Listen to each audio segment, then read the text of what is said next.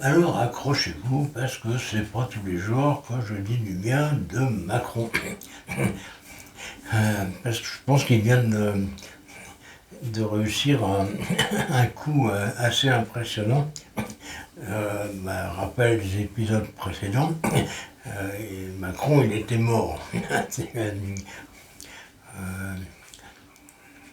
En gros, il s'était auto, autorisé en dissolvant l'Assemblée. Et puis, il était dans une super merde. Et puis, bah, il ne restait plus qu'à faire des sudoku ou inaugurer les monuments aux morts ou des choses comme ça. Euh, donc, il n'existait plus, quoi. Et puis,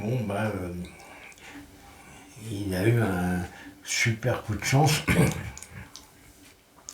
à savoir les dérapages de l'ignoble Trump, qui s'est fâché avec le monde entier. Et puis, Macron, il a remarquablement exploité la chose en prenant en gros la tête de l'Europe. C'est impressionnant, parce que chez lui, il n'est plus rien, mais il est en train de diriger l'Europe. Et puis de tenir tête à Trump, mais très très efficacement, puisque l'idée de monnayer le parapluie nucléaire français, c'est évidemment redoutablement efficace, et puis c'est un énorme bras d'honneur à Trump, parce que là on en est à en fait avoir une Europe qui se regroupe avec des très très gros budgets militaires, qui envoie chez les États-Unis. Dans la foulée, je pense qu'on va leur balancer les droits de douane monstrueux quand ils nous taxeront. Une grande chance pour qu'on se mette d'accord aussi avec les Canadiens, les Mexicains, enfin le monde entier, puisque Trump s'est fâché avec tout le monde. Et alors c'est assez invraisemblable parce que dans les conditions qui ont été posées par Macron, il y en a une qui n'est pas rien, moins qu'on puisse dire, c'est que oui, on va réarmer l'Europe, mais avec du matériel français, pas avec du matériel américain. Euh, il l'a dit explicitement sur le pognon, là, les 800 milliards d'euros, ça va être en grande partie pour nous, quoi. Et en échange, évidemment, on offrira l'assurance nucléaire, qui ne nous coûtera rien.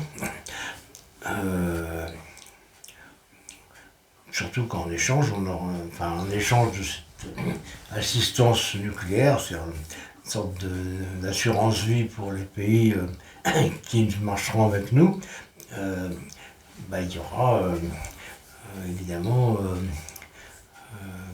l'assurance d'avoir leur soutien pour les armements conventionnels, les soldats, les armes, ainsi de suite. Moi, je trouve que c'est vachement bien joué. Je ne sais pas comment il a réussi à obtenir ça. Et surtout à devenir virtuellement le leader de l'Europe, alors que c'était une sous-merde. Il faut être objectif, c'est-à-dire quand un mec qui jusque-là était totalement nul fait des trucs intelligents, il faut le dire. C'est la moindre des choses. C'est bien, c'est bien. Alors il y aura peut-être la guerre mondiale, mais au moins on aura l'air moins con, quoi. De toute façon, la guerre mondiale, on l'aura eu quand même, alors il n'y a pas de regret. Puis de toute façon, moi perso, pas 3 mois après, hein, non plus. Bon. Je veux dire, quitte à crever, autant que ça soit un peu spectaculaire, quoi. Et vous, je sais pas, j'aimerais pas être à votre place, hein.